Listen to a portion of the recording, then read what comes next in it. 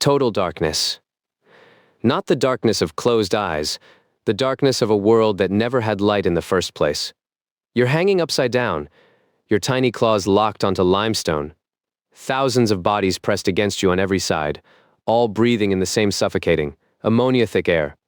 Welcome to a cave somewhere in Central America. Welcome to a colony that can hold 500,000 of your kind. Welcome to the inside of your mother's wing. Because that's where you are right now, wrapped up, blind, hairless, and completely useless. You are a vampire bat, and you are already the most misunderstood animal on this planet. Let's fix that. You were born weighing about 20% of your mother's body weight. For a human, that's like giving birth to a 30-pound baby. Your mother didn't ask for that pain. She just does it, every year, alone, without a partner sticking around. There's no father figure here. There's no family in the way you're picturing it. There's just her and you and a wing she wraps around you like a leather blanket. For the first month, you don't fly. You don't hunt.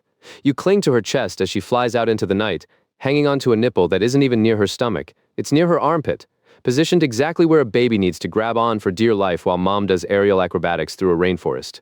You drink milk. That's it. That's your entire world, for now. Milk, darkness, and the sound of 1,000 wing beats echoing off wet stone. Then, one night, she doesn't come back with you attached to her chest. She leaves you behind, hanging in the colony, and goes hunting alone. You're on your own now, sort of, because here's the first thing that makes you different from every predator we've profiled before. You are never truly alone. You have exactly one job for the rest of your life. Find blood, not eat it like a snack, not enjoy it like a meal, survive on it, every single night, or die within about 70 hours. Your metabolism runs so hot that maybe 3 nights without a blood meal and your organs start shutting down. This isn't a threat. This is Tuesday, so nature gave you tools, real tools, weapons if you want to call them that. Your teeth aren't built to chew. You don't chew anything, ever, in your entire life.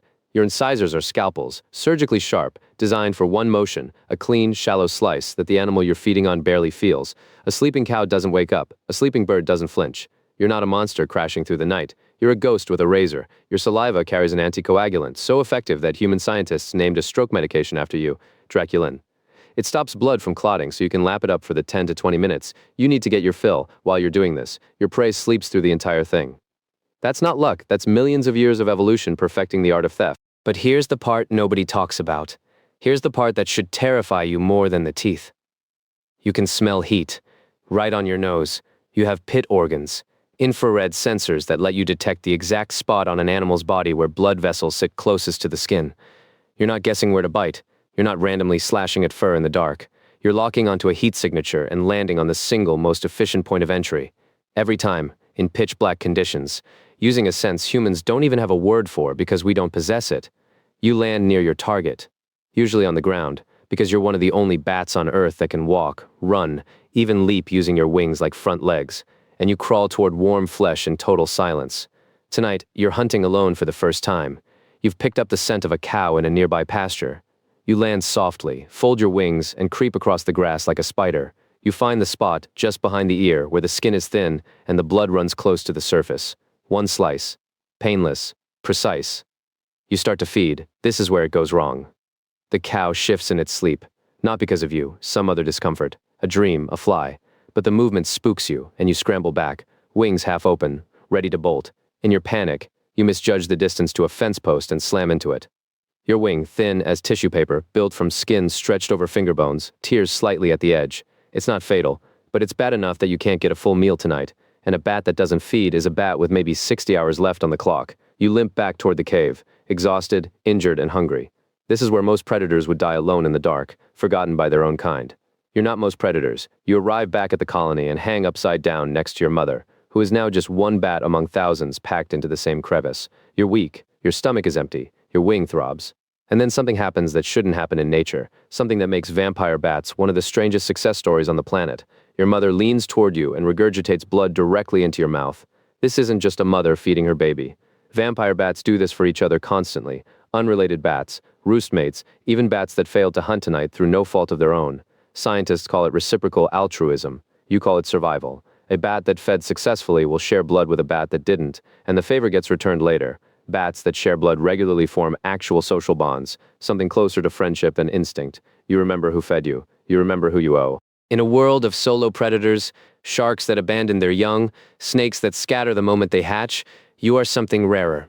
You are a network, a colony that keeps its weakest members alive through cooperation, because in this species, everyone's survival is tied to everyone else's.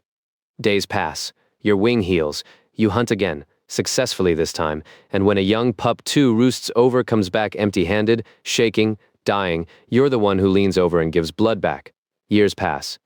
You've survived the injuries, the near starvations, the nights spent crawling across open ground, where owls and snakes wait for a distracted bat to make a mistake. You've fed hundreds of times without ever being noticed by the animals you fed on. You've built relationships in the dark that outlast most human friendships. Some vampire bat bonds last over a decade. One night, old and slower than you used to be, your wing catches wind wrong on a landing, and you go down hard in an open field. Too weak to fly back, too far to crawl. But somewhere in that cave, a colony member notices you're missing. This is the part nobody expects from a creature called a vampire. This is the part that flips the whole story. You didn't survive because you were the strongest, the fastest, or the most vicious hunter in the dark. You survived because something out there remembered you. And in the end, that's the real weapon vampire bats carry. Not the teeth, not the anticoagulant, not the heat vision. The debt they keep, the bond they never break. This is what it means to be born a vampire bat. Feared for the wrong reasons, misunderstood for all the right ones.